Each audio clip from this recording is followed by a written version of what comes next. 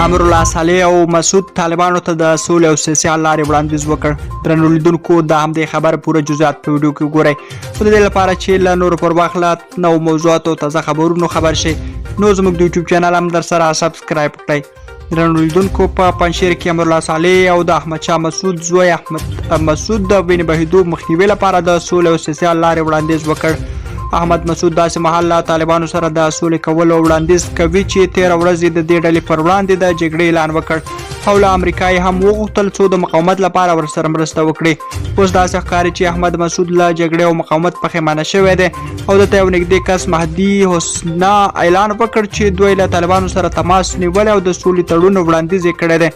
تر اوسه د دې تړون جزیات نه دي په ډاګه شوي خو ویل کېږي چې له سولې تړون وروسته به د طالبانو اسلامي تحریک پنجشیر ته نه ننوځي او دغه اداره به د ګوندیز سیستم له لارې اداره کېږي. وسلوالو طالبانو د تېرې یکشنبې په ورځ د کابل په سقوط سره اعلان وکړ چې افغانستان د دې تر بشپړې ولکې وروسته جګړه نور پای ته ورسېده خو لا تر اوسه طالبانو د پنجشیر د نیولو اقدام نه دی کړی او هلته د ولسمشر غني لومړی مرستیال ځان د غني ځیاناست او سرپرست ولسمشر اعلان کړ او د طالبانو پر ضد د جګړې او مقاومت خبر ورکړ. تر اوسه طالبانو د احمد مسعود وړاندیز په اړه څه نه دی ویلي خو د المارات ورځپاڼې ویلي چې طالبانو هم مسعود ته معاملې پیشنهاد کړی دی.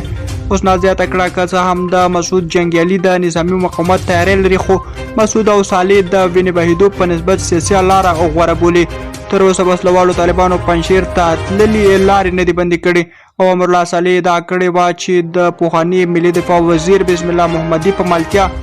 د زر په شاوخوا کې د ملي امنیتي ځواکونو په لرلو د دې ولایت دفاع ته چمتووالی لري خو ځینې رسنۍ بیا هلته د افغان ځواکونو شمېر د 2000 نه تر 25,000 بولي.